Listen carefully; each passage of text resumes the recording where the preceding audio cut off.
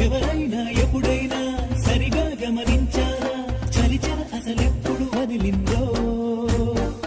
అణువణువు మురిసేలా చిగురాసలు మెరిసేలా తొలిసెగుణం ఎప్పుడు ఎదురైందో చూస్తూనే ఎక్కడి నుంచో చైత్రం కదిలొస్తుంది పొగ మంచును కోపం